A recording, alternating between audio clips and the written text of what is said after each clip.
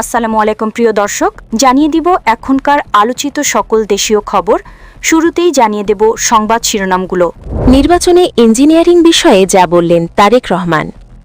ধৈর্যের ফল ভালো হয়, জনসম্মুখে গালিগালাজ মানুষ আশা করেনি বলছেন মির্জা আব্বাস। পাবনায় জামাত নেতাদের বাড়িতে হামলা ভাঙচুরের অভিযোগ। এবং সর্বশেষ জানাব সিরাজগঞ্জে বিএনপির দুই পক্ষের সংঘর্ষে নারীসহ আহত 7। প্রিয় দর্শক, এতক্ষণ দেখছিলেন সংবাদ শিরোনামগুলো, এখন জানাবো বিস্তারিত খবর। নির্বাচনে ইঞ্জিনিয়ারিং বিষয়ে যা বললেন তারেক রহমান। বিএনপির চেয়ারম্যান তারেক রহমান বলেছেন, জনগণকে কনফেস্ট করাটাই হল আমাদের ইঞ্জিনিয়ারিং। ইঞ্জিনিয়ারিং করে জনগণকে আমাদের পক্ষে নিয়ে আসা, সেটাতে আমরা আলহামদুলিল্লাহ সফল হয়েছি। দেশ পরিচালনায় কঠিন দায়িত্বের কথা স্মরণ করিয়ে দিয়ে বিএনপির চেয়ারম্যান বলেন, আমরা এমন এক সময়ে দায়িত্ব নিতে যাচ্ছি যখন ফ্যাসিবাদে রেখে যাওয়া ভঙ্গুর অর্থনীতি অকার্যকর।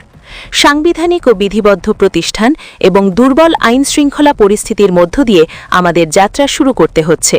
তবে জনগণের শক্তি থাকলে কোনো বাধা আমাদের রুখতে পারবে না।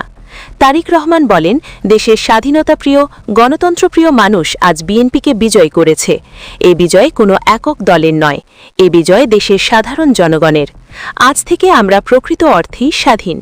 তিনি বলেন, আপনাদের স্বতঃস্ফূর্ত অংশগ্রহণে জনগণের কাছে জবাবদিহিমূলক একটি সংসদ ও সরকার প্রতিষ্ঠিত হতে যাচ্ছে। সরকারের দায়বদ্ধতা ও রাষ্ট্র সংস্কারের উপর বিশেষ গুরুত্বারোপ করে তারেক রহমান বলেন, নতুন সরকার হবে জনগণের কাছে সম্পূর্ণ জবাবদিহিমূলক এবং ফ্যাসিবাদের হাতে ধ্বংস হওয়া রাষ্ট্রীয় সাংবিধানিক প্রতিষ্ঠানগুলোকে পুনরায় সচল করাই হবে আমাদের প্রাথমিক লক্ষ্য। বিজয় পরবর্তী এই আনুষ্ঠানিক সংবাদ সম্মেলনে নির্বাচনের সঙ্গে যুক্ত থাকা 51টি রাজনৈতিক দলসহ জামাতে ইসলামী, জাতীয় নাগরিক পার্টি, ইসলামী আন্দোলন বাংলাদেশ ও গণ অধিকার পরিষদের প্রতি বিশেষ কৃতজ্ঞতা প্রকাশ করেন তারেক রহমান। ধৈর্যের ফল ভালো হয়, জনসম্মুখে গালিগালাজ মানুষ আশা করেনি বলছেন মির্জা আব্বাস। জনগণের প্রতি কৃতজ্ঞতা প্রকাশ করে ঢাকা ৮ আসনে জয়ী বিএনপি স্থায়ী কমিটির সদস্য মির্জা আব্বাস বলেছেন, এবারে নির্বাচনে ভোট কেন্দ্রে গিয়ে দীর্ঘক্ষণ অপেক্ষা করে ভোট দিয়েছেন ভোটাররা। তারা আমাকে সমর্থন দিয়েছেন, এজন্য তাদের সবাইকে আন্তরিক শুভেচ্ছা ও অভিনন্দন। ভোটের নিচে সবচেয়ে চিন্তার মুহূর্ত প্রসঙ্গে মির্জা আব্বাস বলেন, যখন শুনলাম কোনো কোনো কেন্দ্রে তারা আমাদের ব্যালট বাতিল করে দিচ্ছেন, এটাই ছিল সবচেয়ে চিন্তার মুহূর্ত।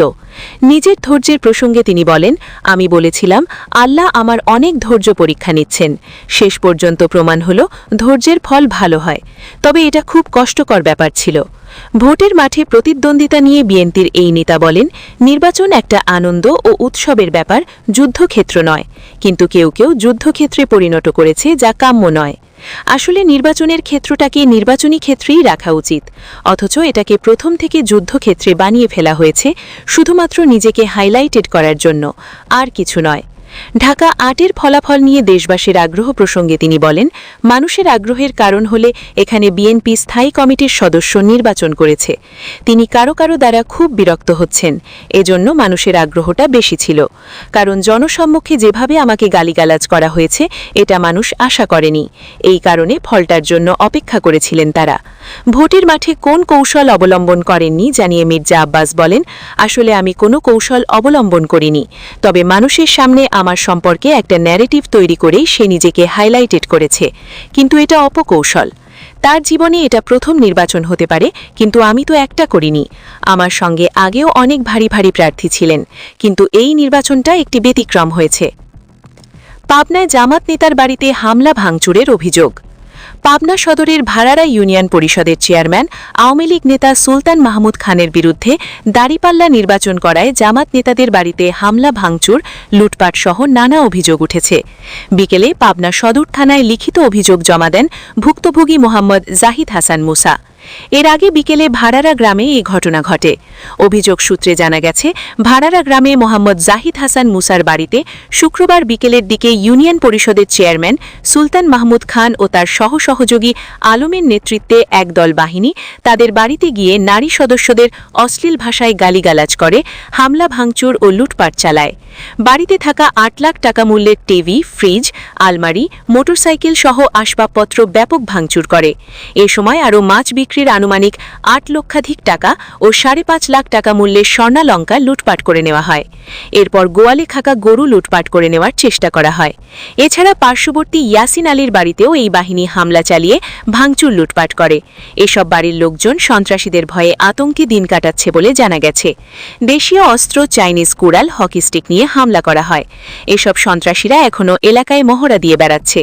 ভুক্তভোগী জাহিদ হাসান গুসা বলেন, দাড়িপাল্লা নির্বাচন করায় আমাদের বাড়িতে আওয়ামী লীগের ইউপি চেয়ারম্যান সুলতান মাহমুদ খানের নেতৃত্বে ব্যাপক হামলা চালিয়ে লুটপাট ও ভাঙচুর করা হয়েছে। তাকে আমরা ভোট দিয়ে চেয়ারম্যান বানিয়েছিলাম, কিন্তু এলাকায় সে ত্রাসের রাজত্ব কায়েম করেছে। এলাকায় অস্থিতিশীল পরিবেশ সৃষ্টি করতে আমাদের লোকজনের বাড়িতে হামলা চালানো হচ্ছে। তাকে দ্রুত গ্রেপ্তার করে আইনের আওতায় আনার দাবি করেন তিনি। এ বিষয়ে বক্তব্য জানতে ভাড়ারা ইউনিয়ন পরিষদের চেয়ারম্যান সুলতান মাহমুদ খানের সঙ্গে যোগাযোগ করা হলে তিনি বলেন, আমি ধানের শীষের রাজনীতিও করি না, ধানের শীষের নির্বাচনও করি নাই। আমাকে ষড়যন্ত্র করে এ ঘটনায় ফাঁসানো হচ্ছে। এলাকায় এসে আপনারা তদন্ত করেন। পাবনা সদর থানা পুলিশের ভারপ্রাপ্ত কর্মকর্তা দুলাল হোসেন বলেন, ঘটনাস্থল পরিদর্শন করা হয়েছে। এ বিষয়ে আইনগত ব্যবস্থা গ্রহণ করা হবে। সিরাজগঞ্জে বিএনপি দুই পক্ষের সংঘর্ষে নারীসহ আহত 7। সিরাজগঞ্জের তারাস উপজেলায় বিএনপির দুই পক্ষের মধ্যে সংঘর্ষের ঘটনা ঘটেছে। এতে নারীসহ 7 জন গুরুতর আহত হয়েছেন। আহতরা তারাস 50 শয্যা বিশিষ্ট হাসপাতাল ও সিরাজগঞ্জ শহীদ AM Mansur Ali medical college হাসপাতালে চিকিৎসা নিচ্ছেন। আহতরা হলেন সিয়াম হোসেন, সুলতান মাহমুদ। সকাল 10টার দিকে উপজেলার মাধাইনগর ইউনিয়ন গুরমা গ্রামে এ ঘটনা ঘটে। জানা গেছে, ভোটের দিন সকালে উপজেলার মাধাইনগর ইউনিয়ন বিএনপির সাবেক অঙ্গ সংগঠক মোহাম্মদ আমিন উদ্দিন কয়েকটি পরিবারের সদস্যদের ভোট কেন্দ্রে যাওয়ার আহ্বান জানান। তবে তারা আহ্বানে সাড়া না দিয়ে অপর এক বিএনপি নেতা মোহাম্মদ নাসির উদ্দিনের নির্দেশনায় ভোট দিতে কেন্দ্রে যান। এই ঘটনাকে কেন্দ্র করে দুই পক্ষের মধ্যে বিরোধের সৃষ্টি হয়। অভিযোগ রয়েছে, এর জেরে শনিবার সকালে আমির উদ্দিন ও তার অনুসারীরা কয়েকটি বাড়িতে লাঠি সোঁঠা নিয়ে হামলা চালান। এতে নারীসহ 7 জন আহত হন। এ বিষয়ে জানতে মোহাম্মদ আমিন উদ্দিনের মোবাইল নাম্বারে যোগাযোগের চেষ্টা করা হলে সেটি বন্ধ পাওয়া যায়। তারাস উপজেলা বিএনপির সাবেক সভাপতি আফসার আলী বলেন, ঘটনার সঙ্গে জড়িত উভয় পক্ষই বিএনপি রাজনীতির সঙ্গে সম্পৃক্ত। বিষয়টি জানার পর আহতদের চিকিৎসা ব্যবস্থা করা হয়েছে এবং স্থানীয়ভাবে আলোচনা করে সমাধানের উদ্যোগ নেওয়া হবে। তারাস থানা পুলিশের ভারপ্রাপ্ত কর্মকর্তা মোহাম্মদ হাবিবুর রহমান বলেন, ঘটনাস্থল গিয়ে পুলিশ পরিস্থিতি নিয়ন্ত্রণে এনেছে। এখনো পর্যন্ত কেউ লিখিত অভিযোগ দেয়নি। প্রিয় দর্শক, এই ছিল এখনকার গুরুত্বপূর্ণ নিউজ। আরও গুরুত্বপূর্ণ নিউজ নিয়ে ফিরছি কিছুক্ষণের মধ্যে। নিউজগুলো সবার আগে দেখার জন্য এই চ্যানেলটি সাবস্ক্রাইব করে আমাদের সাথে থাকুন। ধন্যবাদ।